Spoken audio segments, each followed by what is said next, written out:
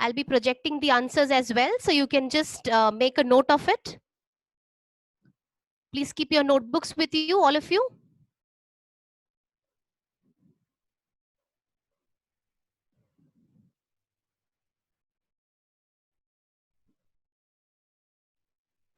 Once you're ready with your notebooks for noting down the comprehension questions, I want all of you to come live on the video, but keep your microphones in mute.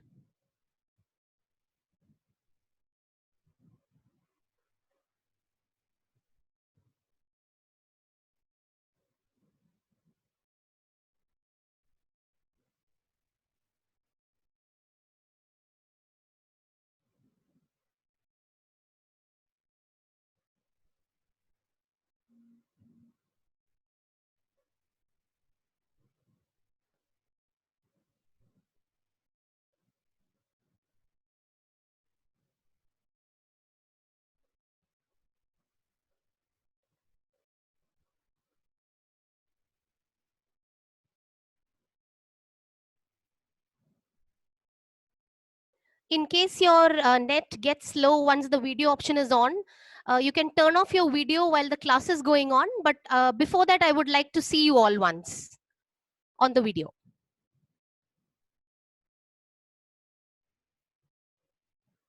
Yes, thank you.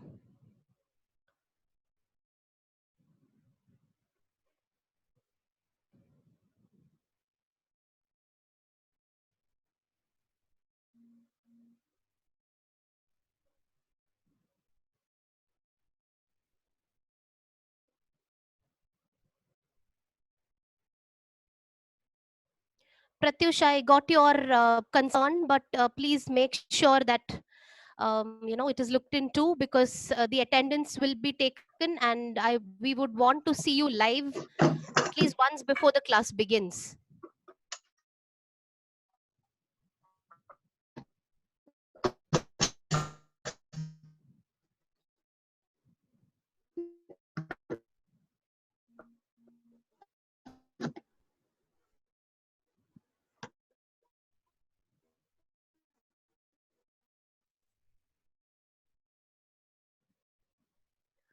Yes, good afternoon, all of you. I hope all of you have your notebooks with you, or a notepad where you can write down the answers. I'll be projecting the answers as well. I had told you we'll do the comprehension questions of the lesson. Are you able to hear me? Pardon, I didn't hear you, Sahil. Yes, ma'am. I had already finished writing. Okay, okay. You can check your answers. No problem.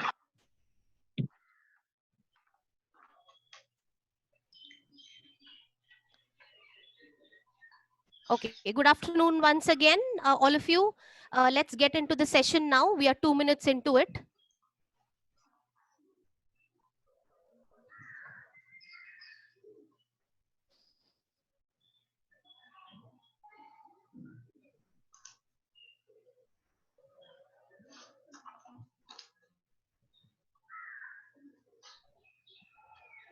Can you see? Yes, ma'am. Yes, ma'am. Yes, Okay, ma'am. okay, right. Thank you, thank you.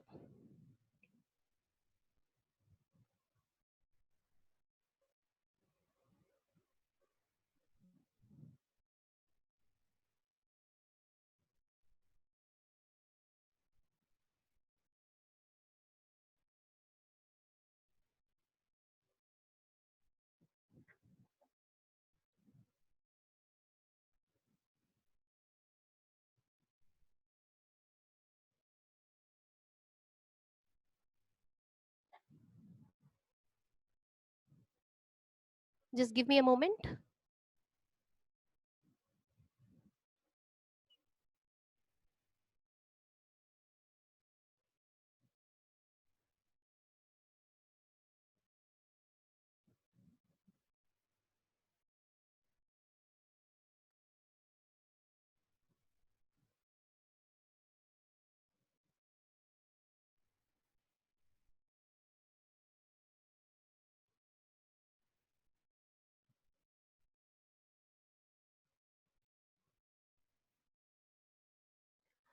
Before we begin with the comprehension questions, we will have a quick recap of all the important points which we came across in the chapter.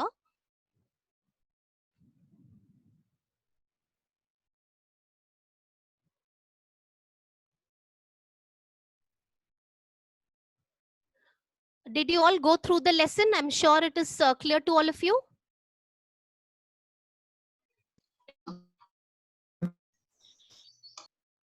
Yes, ma'am. Okay. Let's go for a quick recap of the lesson.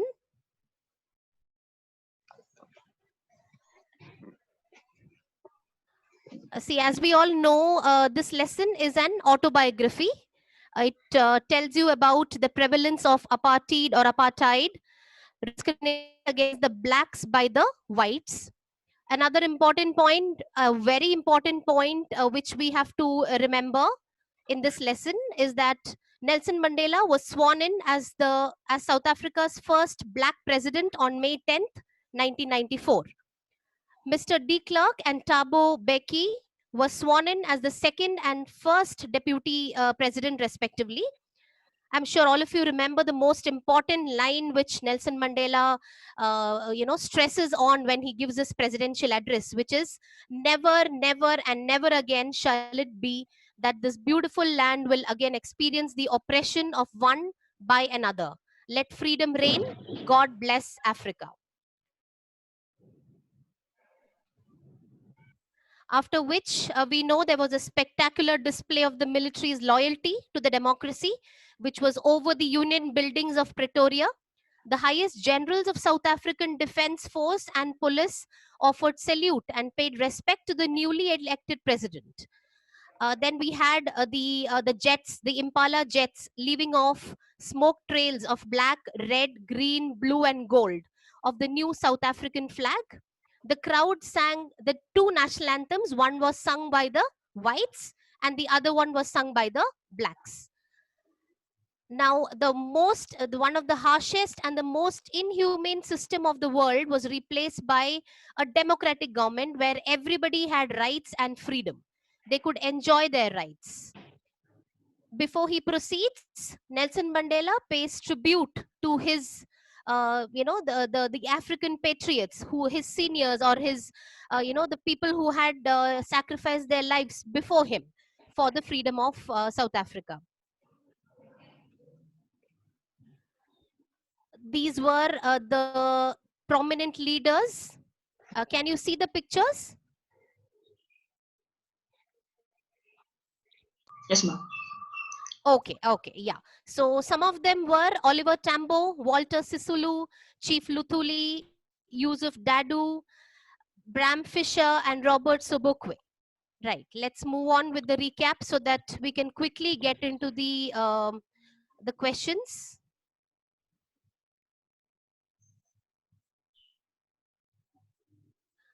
These are some of the points which Nelson Mandela reiterates during his speech. I would just quickly want you all to go through it so that it's easy for you to attempt the comprehension questions. It requires great depths of oppression to create such heights of character. He says that as much as you, it depends on what hardships you go through, what struggles you face in your life, and that creates character in a person. You know that person can withstand any struggle or any challenge which comes in his way. Next, he says he understood that courage was not the absence of fear, but the triumph over it. I had made you all underline the line also, if you all remember in the last session. I had told you it's a very important line. Courage was not the absence of fear, but the triumph over it. Then he says, a man's goodness is a flame that can be hidden but never extinguished. He says it's love, the feeling of love which comes to man automatically more than the feeling of hatred, because God has created all of us equal, and with lots of love in his heart, he has poured the same thing into us as well when he created all of us. So he says it's a flame that can be hidden but never extinguished. Yes, I'm sure all of you remember he talks about the two obligations in a man's life. The first one, which is towards his family, that is wife, his children, etc. And then the second one is towards his country, his people.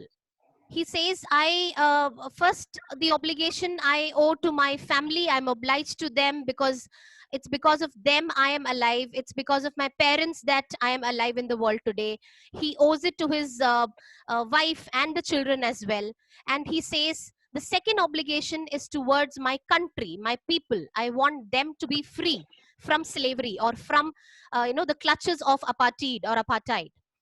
Okay. Then he says, I have put it within quotes because these are the very words of Nelson Mandela. It's from the chapter, so I've put it within quotes. These are not my words, it is his words. So he says, I was not born with a hunger to be free. He says, when I was born free. I didn't know that I was in chains or my brothers and sisters were in the clutches of apartheid. So he says, I was not born with a hunger to be free. And he says, but then I slowly saw that not only I was not free, but my brothers and sisters were not free. Brothers and sisters, as we discussed the other day in the previous session, it refers to all the other people around him, not only his family, not only his siblings, but also all the people around him, the entire country, or the countrymen of South Africa. Then he says, freedom is divisible. He says, even if one person is under slavery or he is discriminated against, he says that freedom is for unless everybody agrees. He says, I don't think freedom exists in any way. Right. And the last, he says, the oppressed and the oppressor both are robbed of their humanity. He says, the oppressed and the oppressor both are robbed of their humanity. He says, even if the oppressor feels that he is free to put the others in prison or behind bars or keep them as a slave, he says they are wrong because the oppressed are equally devoid of humanity. They don't know what is humanity. They are just being rude and harsh because of the prejudice. We discussed about the term prejudice also in the previous session, where some other person or some other individual, he or she has control over your thoughts, whatever you are thinking. So he says the oppressed and the oppressor both are robbed of their humanity. Okay, now after this recap, let us quickly go for the comprehension check. You will find these on pages 18 and 19 of your textbook. The next comprehension check is on page number 21, and the last one is on page number 24. Are you all with me? Can we read? Yes, ma'am. Okay, right. Those who have your books, you can turn to pages 18 and 19. Those of you who don't have the textbook, I have the questions on the screen.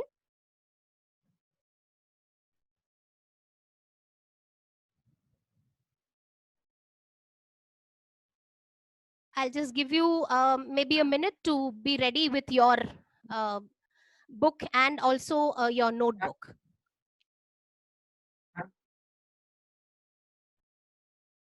Lakshmi.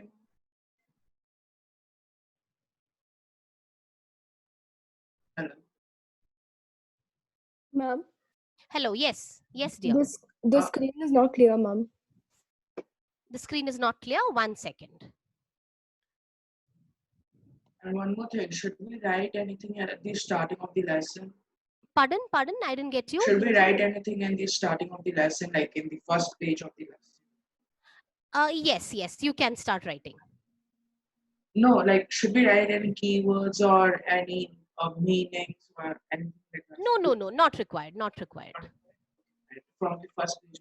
Yes, for now you can maybe jot it down in your rough notebook so that you can fare it out in your classwork No, notebook. I just left a page Okay. so that we have to write some keywords. Or Yes, you can start with it. Okay.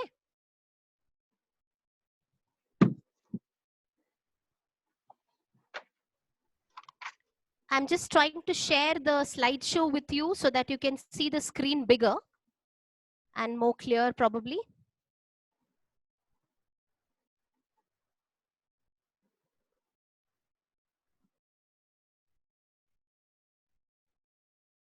These are the recap points which we just finished. Now the screen Somewhat clear, ma'am, but it's not. I will read out the questions for you. Right. The first question asked is, where did the ceremonies take place? Can you name any building, public buildings in India that are made of sandstone? The answer would be the ceremonies took place in the sandstone amphitheater formed by the Union Buildings in Pretoria. The sandstone amphitheater formed by the Union Buildings in Pretoria. And as you all know, there are many public buildings which are made of sandstone in our country. Some of them are the Parliament House, the Rashtrapati Bhavan, which is the residence of the President of India, and the Red Fort, all three in Delhi, in New Delhi. So, ma'am, Yes, the question answers that we have to do in the notebook, they yes, are oral comprehension check, but not thinking about. yes. We will do thinking about the test later. No, First, we in will the deal notebook. with the oral comprehension. In the And notebook, only have to do oral comprehension check. yes, it's easy for you to refer rather than it being written in the book. If you write it in the notebook, it's easier for you to refer. And not these are not big answers. You just can write it in points. So only we don't need to do anything else in the notebook except the comprehension check questions. And followed by thinking about the text later today's session. Yeah. Okay. Can we move on to the next question on the? Yes. Can I? Yes, ma'am. Yes, ma'am. Right, right. Now the second question asked is, can you say how 10th May is an autumn day in South Africa? Why is it called an autumn day? So the answer would be because this day was the largest meeting of the international leaders. Because this day was the largest meeting of the international leaders on South African soil. As you know, there were so many international leaders present there on the South African soil, which was to establish the first democratic non-racial government in South Africa. All the international leaders on South African soil, they had assembled to establish the first democratic non-racial government in South Africa. You can take these answers as hints. You can write it in your own words as well. There is no compulsion that you have to copy down whatever is shown in the screen. I'll be very happy if you can put it in your own words. I'm just giving you the hints.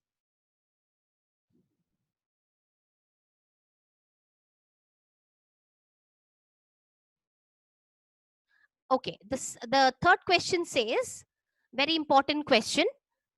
At the beginning of his speech, Mandela mentions an extraordinary human disaster. What does he mean by this? What is the glorious human achievement he speaks of at the end? First part of the question is, which extraordinary human disaster does he speak about? The second one is, what does he mean when he says glorious human achievement? Let's look at the answer.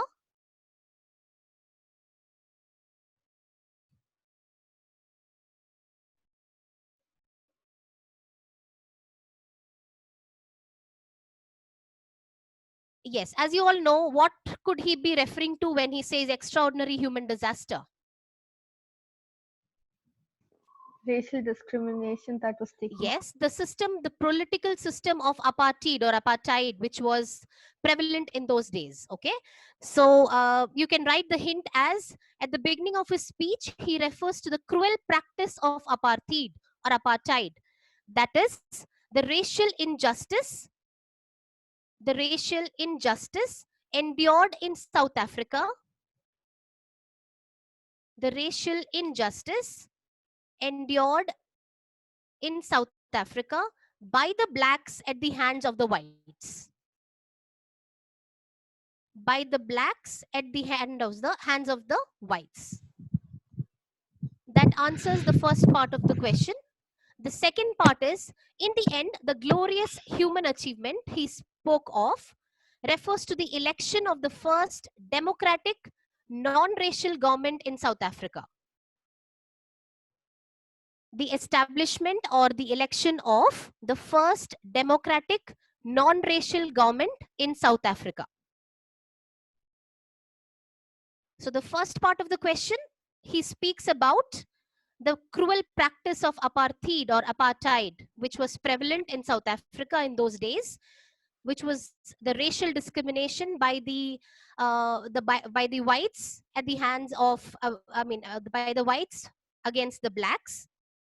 And the glorious human achievement he speaks of refers to the election of the first democratic non-racial government in South Africa. Did you all get the answer? Yes, ma'am. Okay, right. Can we move to the next question, please?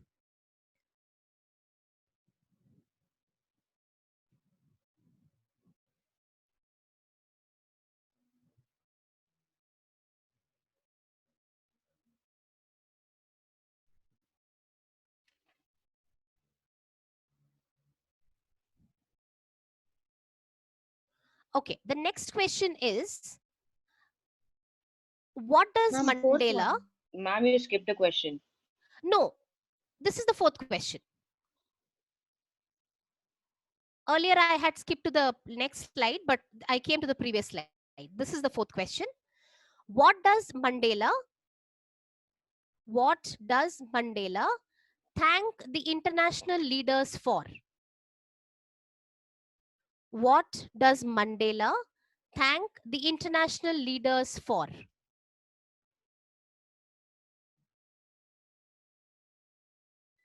Okay, let's look at the answer. Mandela felt fortunate. That means he felt that he was lucky enough, very lucky to be the host of the international nations, since just a while ago, the South Africans were considered as outlaws. In the very first paragraph the very first paragraph of the lesson, it is written, he says that we were considered to be outlaws. So he says, just a moment ago, or maybe one day ago or a week ago, we were considered to be outlaws. And he says, I was fortunate enough, I was very lucky to be the host of the international nations. And he says, therefore, he thanked all the world leaders for witnessing his abdication as president. What is the meaning of abdication? Any one of you knows?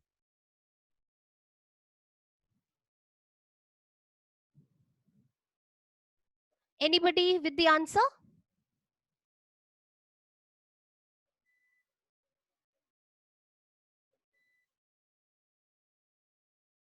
Okay, abdication. Am I audible to all of you?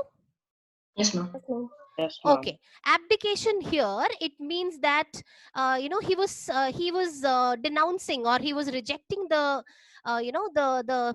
the post of president. Why?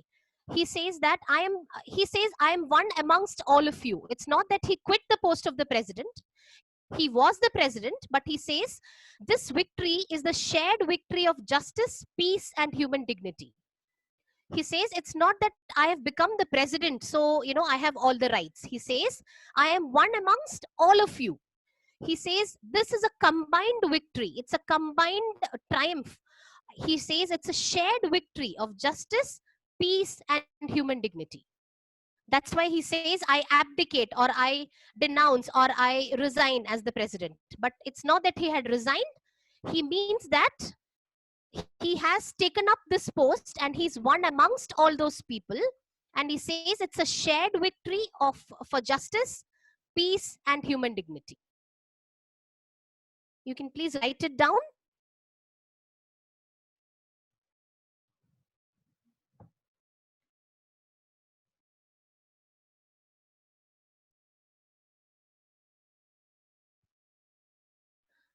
Okay, shall I move on to the next question, please? Yes, ma'am. Okay. Ma'am, just 1 second. Yes, yes. Should I go back to the slide? Yes, ma'am. Okay, 1 second. Yes, yes. Thank you, ma'am. Yeah, okay. Shall I continue? Okay, right. Now, according to Nelson Mandela, he had set some ideals for South Africa, for the future of South Africa. The next question deals with that. It refers to that. Okay. What ideals does he set for the future of South Africa? Let's see. He says, Mandela, he had a lot of expectations for South Africa's future, and he vowed to rid all South Africans of the enduring slavery of poverty, deprivation, misery, gender, and other discrimination. I repeat myself. He says, he takes an oath. He says that he will get rid of all the, unwanted practices which were prevalent in South Africa. Out of those were the slavery of poverty, deprivation, misery, gender, and other discrimination. He says, I take an oath today, the day he was sworn in as the president. He says, I vow to rid all South Africans of the enduring slavery of poverty, deprivation, misery, gender, and other discrimination. He also underlined that South Africa's magnificent land should never again suffer racial discrimination. So these were the ideals, or these were the goals, or he says that these are the motives for which he is working. He says, I want to work for these, and I'm sure my people will support me. He says, I want to end the slavery of poverty, deprivation, misery, gender, and other discrimination. He also says this land, this God-given land of South Africa, will never again suffer racial discrimination. Is the answer clear to you all? Yes, ma'am.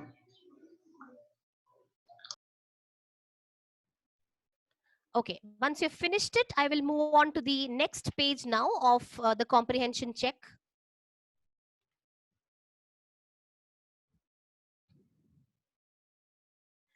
Shall I move on to the next page? Ma'am, 1 minute. Yes, ma'am. Yes, yes, yeah. I'm waiting. I'll wait.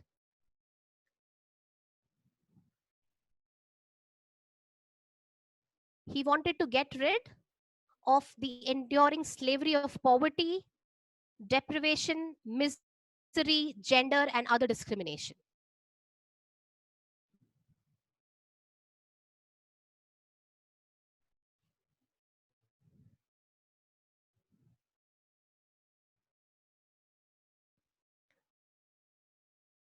You need not worry. I will share all this on WebGenie as well.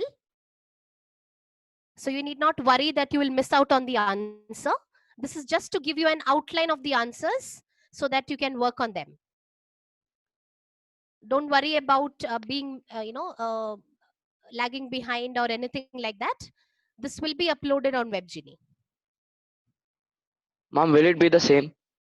It will be the same. Yes. Okay, ma'am. Okay. Shall we move on to page number 21 now? Yes, ma'am. Those of you who have your textbooks, please move to page number 21. For the others, I have projected it on the screen. The first question is, what do the military generals do? How has their attitude changed and why? What do the military generals do? How has their attitude changed and why?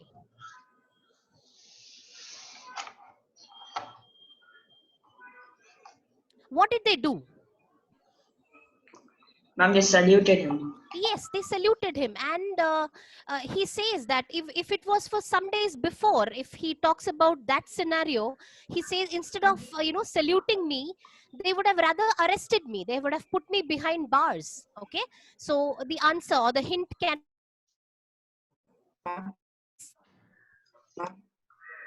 Yes, Sahil, anything? There's a session on 3:30, ma'am. Is that important? Yes, it is. It is. Yes, it is. Will be conducted by Ashika, ma'am. So that's important. Which Yes, session? yes. It is. It is. Okay, shall we continue? Ma'am, is the session password and those things Sorry given to in the WhatsApp group? Can we talk about this later, Vansh? Let's continue with the lesson first. Yes, thank you. Okay, right. So now let's move on to the answer. He say the answer, you can write the hints. As you correctly said, the military generals, the top military generals of the defense force, they saluted Mandela and swore their loyalty. They took an oath that they will be loyal to the democratic government which was newly elected. They swore loyalty. And when they welcomed Mandela, Nelson Mandela was not ignorant. He knew that a few years ago, or maybe, a very in the recent past, they wouldn't have, saluted him. Rather, they would have arrested him.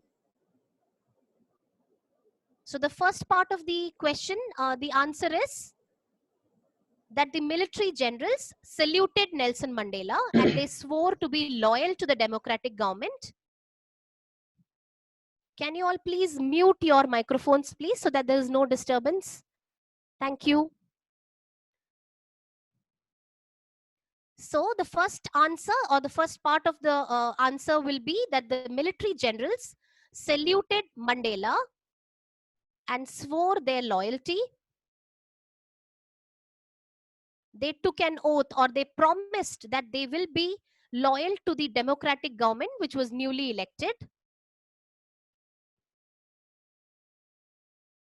The next part of the answer will be the military officers welcomed Mandela, and when they did that, he was not unaware that a few years ago they wouldn't have saluted him. Rather, they would have arrested him, or they would have put him behind bars.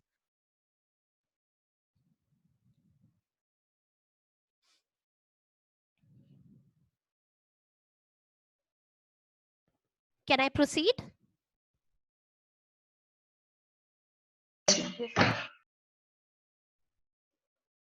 Okay, I'll just wait for maybe one or 2 minutes.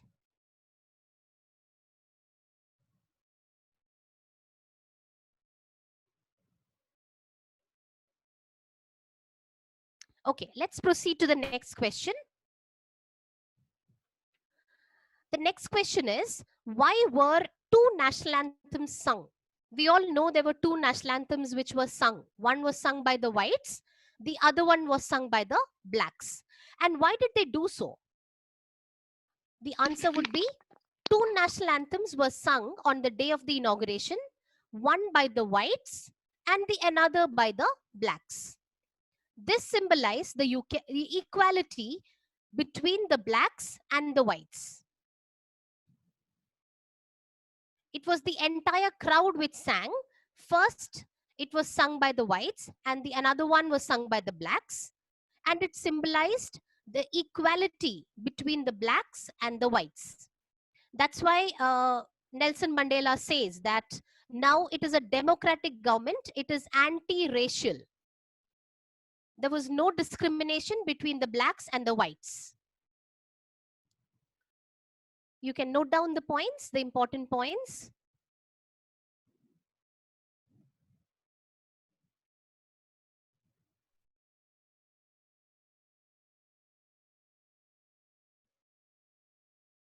Can I continue? Yes, ma'am. Yes, ma'am. Okay, right. Now, the next question asked is, how does Mandela describe the systems of government in his country in the first decade and in the final decade of the 20th century? What was the difference? Okay, please understand the question very well. The question asked is, how does Mandela describe the systems of government in his country in the first decade and in the final decade of the 20th century? It is the 20th century itself, but it is the first decade and the final decade. Okay, let's move on to the first part of the answer. In the first decade of the 20th century, in the first decade of the 20th century, the white-skinned people of South Africa, the white-skinned people of South Africa patched up their differences. Patched up means they all got together. They all came together, patched up their differences. And what did they develop? They developed a system of racial domination against the dark-skinned people of their own land. What did they do? The white-skinned people of South Africa, they joined hands, they patched up their differences. And what did they develop? They developed a system of racial domination against the dark-skinned people of their own land. It was in the same country which all this was happening. So the whites, this we are talking about the first decade of the 20th century, which is the first part of the answer.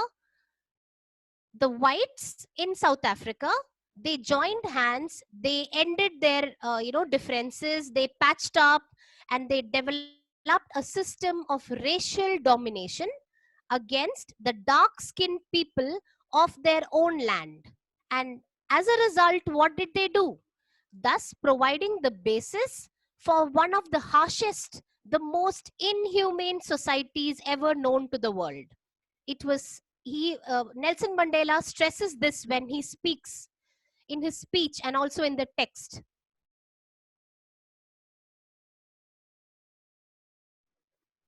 The system where the blacks were discriminated against, and it was one of the harshest and the most inhumane societies ever known to the world.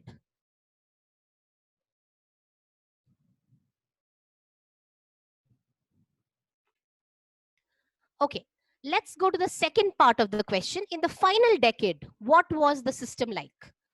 Now, the previous regime had been permanently overthrown, the previous rule of the whites. Okay, it was completely overthrown in the last decade of the 20th century.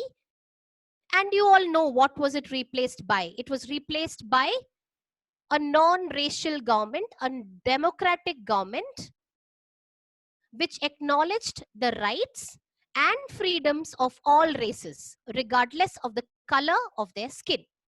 I will repeat the answer. The previous rule or the regime had been permanently overthrown in the last decade of the 20th century. The oppression, the suppression which was there, the system of apartheid or apartheid, it was completely overthrown in the last decade of the 20th century, and it was replaced by a democratic, non-racial government. And what did it do? It acknowledged the rights and the freedoms of all races, regardless of the color of their skin.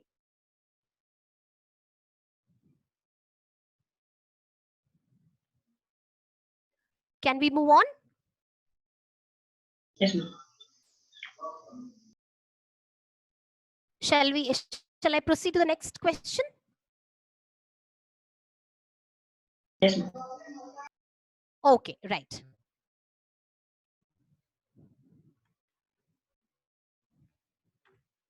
Okay, the fourth question, this is very clearly mentioned in the text.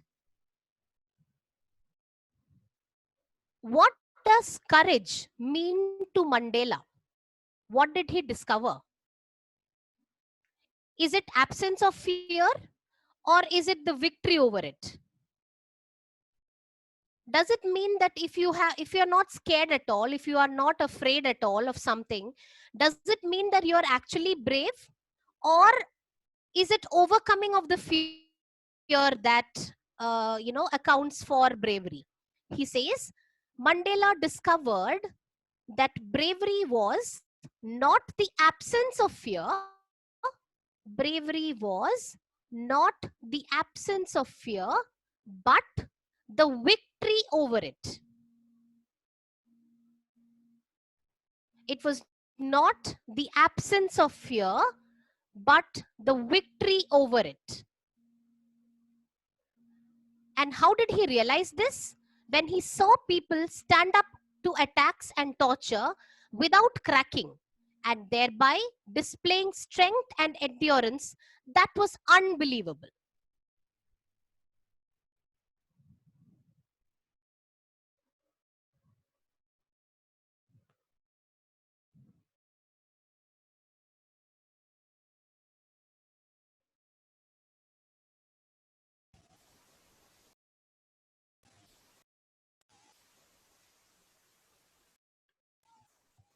Okay, have you noted down?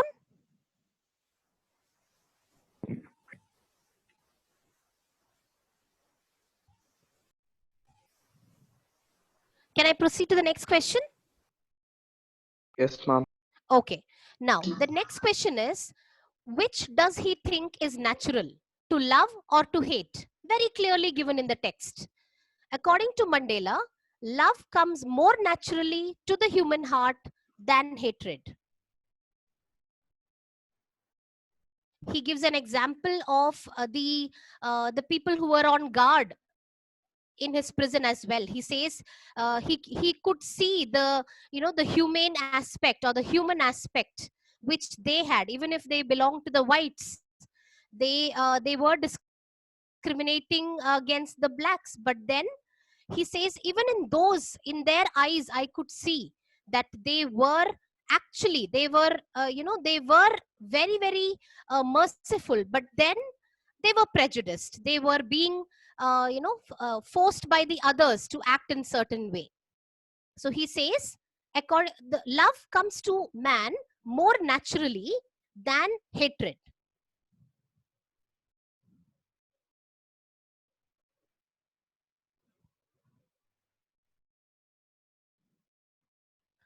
Shall I proceed?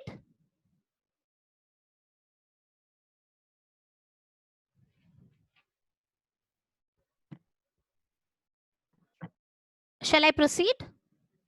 Yes, ma'am. Yes, ma'am. Okay, Yes, ma'am. right. Now we go on to page number 24. We'll just quickly finish this. Page number 24. For those of you who have your textbooks. This is again very clearly given in the text. What twin obligations does Mandela mention? By now, all of you would know the answer. The first one, the first obligation is towards the family, parents, wife, and children. And the second obligation is to his people, his community, and his country.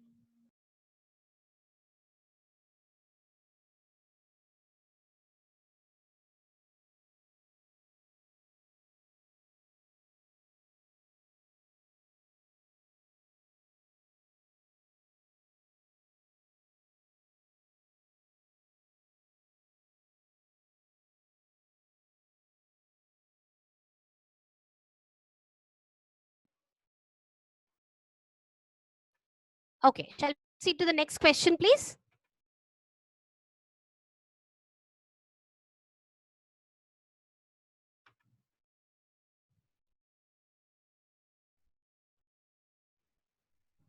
Yes, ma'am. Yeah, okay.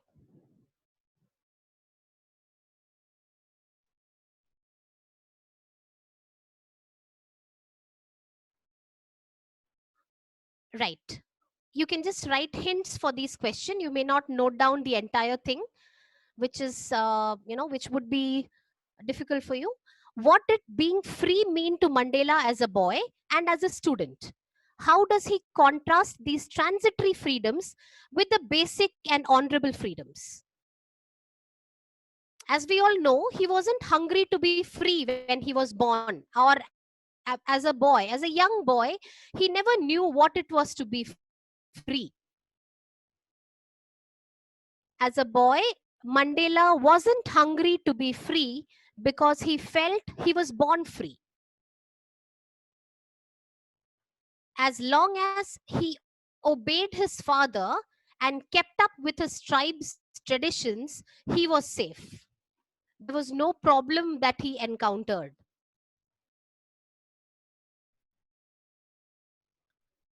Now, as a kid, he only wanted those transitory freedoms for himself, such as being able to stay out at night. That means as a young boy, as all of you want to, go out and meet your friends, etc. Same way, he wanted to be out at night.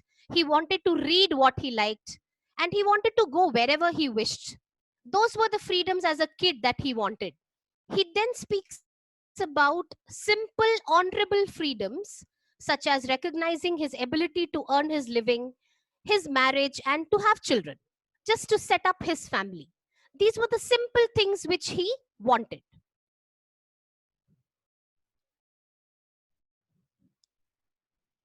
You can note down the hints. Okay, now how does he compare these two? He compares these two freedoms by saying that he was limited to the transitory freedoms he desired, while the noble freedoms had to do more with the role of his citizens in society. The noble freedoms, he says, the basic and honorable freedom, it depends on the Ma'am, your voice is citizens breaking. in the society. Ma'am, your voice is breaking. That's how Ma'am, Ma'am, your was voice is breaking, ma'am. different.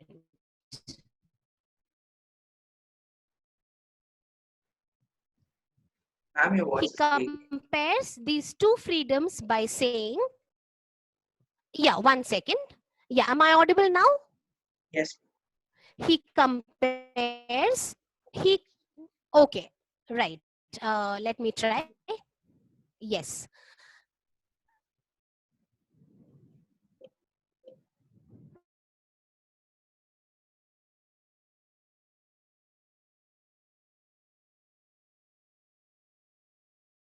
Am I audible now?